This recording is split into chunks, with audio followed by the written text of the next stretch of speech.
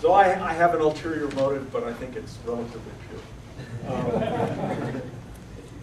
Let me speak about an important caveat to financial modeling.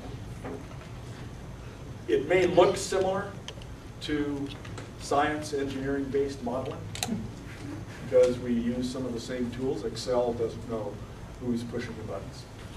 There's a fundamental difference in the underlying processes, however. All the work that Sam and Tom and the rest of the tech team have done to create a cost to generate electricity per kilowatt hour is reasonably predictable, I think. I feel pretty confident that Peter's model works. And that's a number you can rely on given the assumptions you put in. Financial modeling, on the other hand, tries to capture or describe human behavior and how they take this cost to produce electricity and turn it into a service to individuals and charge rates for it. That's not deterministic. There's economic reasoning that goes in, there's political reasoning that goes in, and ultimately it's not very predictable. So the confidence band that we might have on the Homer modeling might be rather narrow. You know, they're not predicting with certainty, but it's pretty close confidence band. With financial modeling, the band probably does something like this. And you can't expect financial models to predict future outcomes with the same certainty that Homer probably can.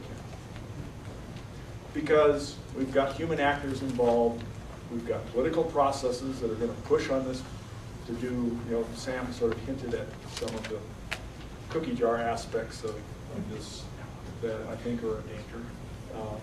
But the alternative is to toss a coin, and I think we can do a lot better than that.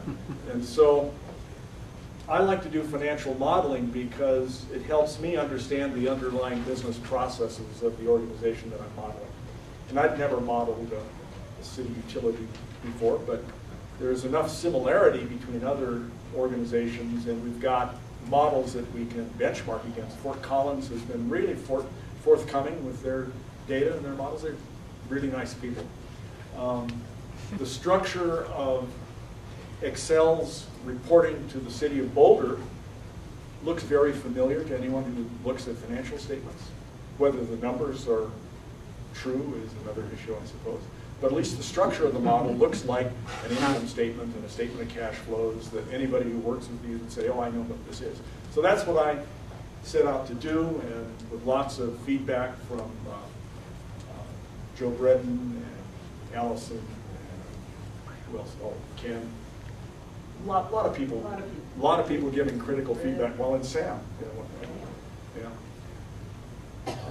So it's a working process, but I think the quote-unquote bottom line is quite hopeful. So let me get to that. So this is what we set out to do. At least this is my characterization of what we set out to do. And that is to really try to understand what is the business model of a city-owned utility or a city-run utility. How does that work? How do you generate revenues? How do you incur expenses? How do they all add up? I have no intention, I don't think any of us does, to have a rival model to the model that the city of Boulder is paying for from RBI.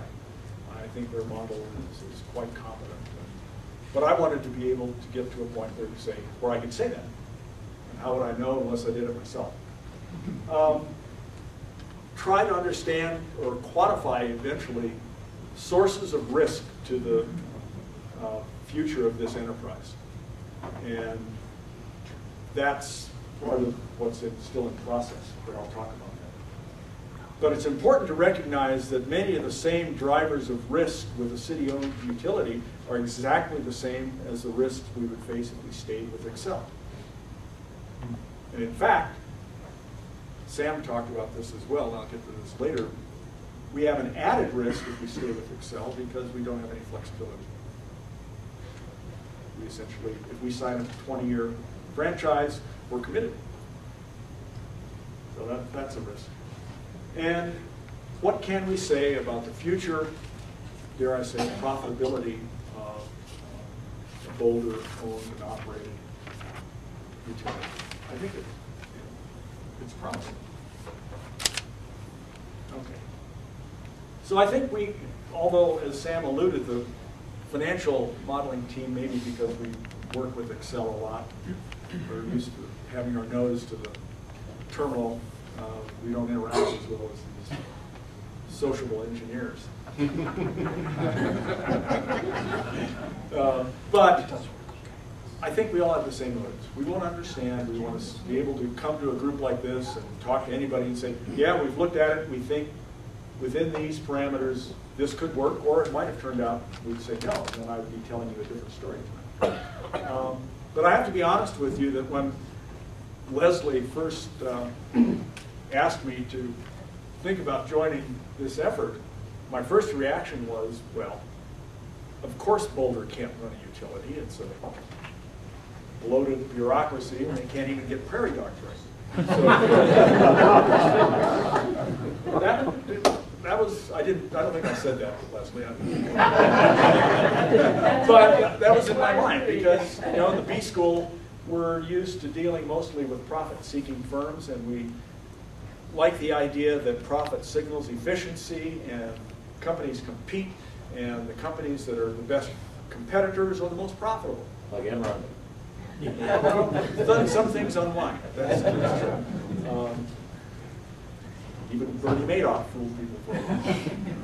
So I'm not, you know, I don't want to really go down that story. But in general, I think in this ideal world that we live in the ivory halls of the lead school, the profit motive and competition provides a lot of discipline that government bodies don't have. You know, we have political markets, but that's another story. So I really didn't think this would work. But I'm curious enough that I thought, well, I better find out so that I can speak more intelligently and not just rely on my gut reactions, which I would hope that everybody in the city would do something like that. You know, you don't have to spend your spare time with your nose to the Excel spreadsheet, but be informed. Your being here tonight says you're interested. It would be nice if thousands of people could hear. Sam. Okay. So I think we should look at this more closely. So, as I said before, I rather like RBI's model. I don't think it's as complete as maybe I would have done, but they didn't ask me. And to be honest, mine isn't as complete as I would like it to be because I also have a day job that demands a lot of time. So,